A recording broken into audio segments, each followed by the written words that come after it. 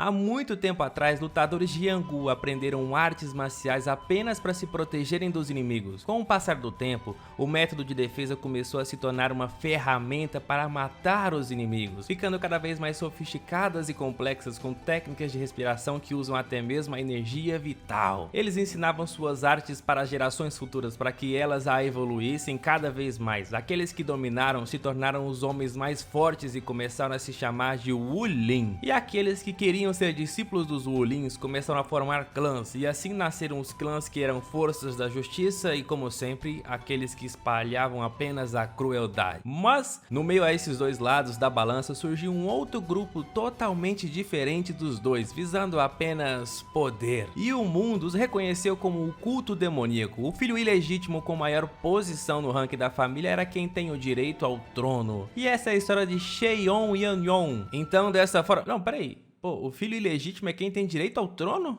Ué, entendi, pô. Entendi porra nenhuma. Mas não importa. Como vimos no capítulo passado, nosso protagonista Cheon Yanyon estava fugindo dos seus executores, caiu, foi encontrado quase capotado. Um cara misterioso apareceu, capotou aqueles que queriam capotá-lo e no fim meteu-lhe uma injeção de Nano Pfizer Machine e aqui está ele, acordando no dia seguinte sem feridas, apenas com manchas e gosma escura por todo o corpo. Logo ele escuta uma voz na sua cabeça perguntando se ele acordou, mestre. Não, pô, tá dormindo ainda, tá vendo não? Nosso protagonista, sem entender nada, pergunta como ele está na cabeça dele e quem é ele. E a voz fala que ele é Nano Machine. Ah, mas que porra que é Nano Machine? Pô, mas é claro que o prota não sabe o que é isso. Nem eu sei o que é esse pá, mas daí ele entendeu o Nano Mushine em vez de Machine. E Mushine significa Deus maligno em chinês. Eu acho que é chinês. E pronto, nosso prota pensa que está possuído. E eu também queria uma possessão dessa aí, hein? Queria mesmo. Enquanto isso, dois anciões do culto demoníaco vêm falando sobre a tentativa de apagamento do príncipe Cheon. E um deles diz que isso vem acontecendo muito ultimamente. Então nosso prota, o filho bastardo, é um príncipe reconhecido? E a propósito, no começo diz que só os filhos bastardos têm direito ao trono. Então, os filhos legítimos não têm direito, não? Não tem. O cara que encontrou o prota diz que quando chegou ao local era uma cena de guerra, muito ketchup e coisas não monetizáveis para todo lado. E lá estava o príncipe dormindo calmamente no meio daquela cena. E mesmo que ele estivesse com roupas cortadas e cheio de ketchup, ele estava sem nenhuma ferida. Estranho. E os caras concordam comigo que é estranho, então eles estão indo lá visitar o prota que está no quarto dele nesse momento. Ele ainda está lá falando com o Nano Mushine maligno. O príncipe pergunta se foi ele que salvou ele ontem.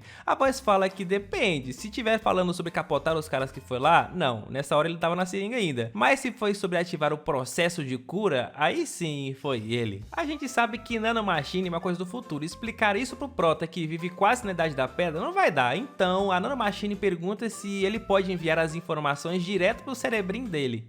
O que é cérebro? Não interessa. Pode sim.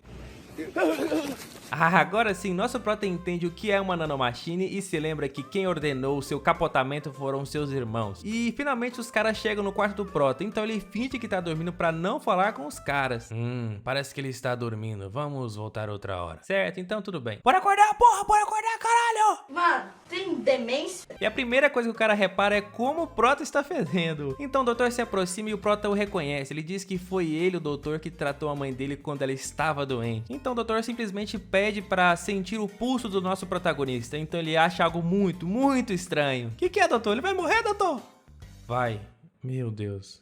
É brincadeira, pô. Caralho, cuzão. O médico fala que muito pelo contrário, o corpo do protagonista está em um ótimo estado. Ele está perfeito para um lutador de artes marciais. O doutor diz que essa sujeira, essas manchas negras pelo corpo são as toxinas que foram expulsas do seu corpo. Ele pergunta também se o protagonista tomou algum tipo de remédio especial super secreto. Não, pô, remédio não. Vacina eu não sei. Mentira. O velho pensa com ele mesmo. O culto demoníaco foi criado de várias famílias, mas apenas 6 entre elas eram consideradas principais. O clã da espada, das trevas, da primavera, do veneno, do som e da lâmina. E a cada 10 anos a academia do culto demoníaco abria para acolher novos príncipes. E sempre que um se juntava à academia, esse período era chamado de período de grandes batalhas pelo magistrado. Então o doutor disse que nosso protagonista está bem, o seu corpo está em ótimo estado. Ele vai apenas receitar uns tônicos para ele se recuperar ainda mais. E quando ele sai, ele se pergunta como alguém pode melhorar tanto de um dia para o outro. Quando o príncipe era jovem, ele tinha certeza que ele morreria pela sua fragilidade e falta de conhecimento, mas agora ele pode aprender a lutar e ficar entre os melhores príncipes e concorrer contra eles. Aí, porra, então é isso.